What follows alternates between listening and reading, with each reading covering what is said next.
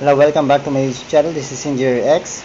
So, tutuloy natin yung explanation for CE Ref April 2023 HGE. So, number 9, evaluate the resisting capacity against axial load due to skin friction of a wooden pile embedded into a layer of plastic clay in kilonewtons. Given the following condition: size of pile 0.3 meters square, depth of penetration into the clay layer 10 meters, unconfined compression strength QU of the clay is 110 kilopascals. So anyway, so kung matatandaan nyo, I think wooden pile, no? So kung alam niyo yung wooden pile, yan yung binabaon. So wood yan, no? Binabaon natin. Ayan. Tapos gusto daw natin malaman kung gaano kalakas yan yung kanyang skin friction para ma-resist yung ilaload natin sa kanya, no? So, usually nasa ilalim to eh. Ayan. So, anyway, ang depth daw ng penetration na yan is ano ba? According sa ating nakalagay dyan, 10 meters ba? 10 meters. Dimensions ng wooden pile natin is 0.3 by 0.3. Okay. Actually, square, 0.3, no? So, square yan. So, ayan. QU is equal to 110. Okay. Ito medyo nakalimutan ko na tong topic na to. Pero, try natin explain yung na solution dun sa ating CREF. Ang solution niya, nagbigay siya ng formula, no? Alpha. Sigma is equal to alpha CPL. Tama ba? Yung tama yung pagkakaalala ko.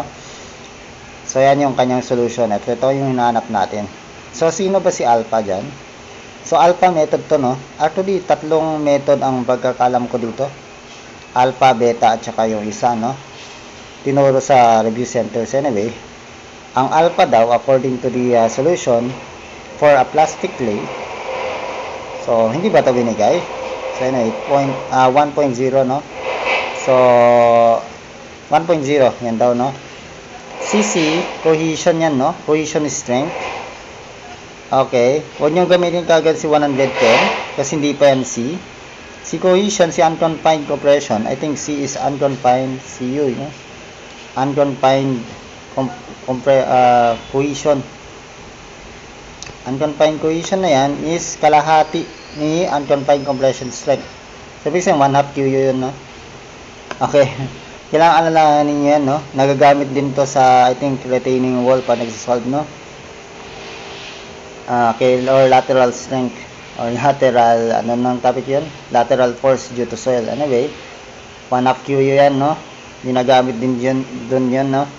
So, ano ba to? So, ibig sabihin, sigma, meron na tayong C. Ano tong P? PL. Perimeter lang, tapos times mo ng length. Skin friction, no?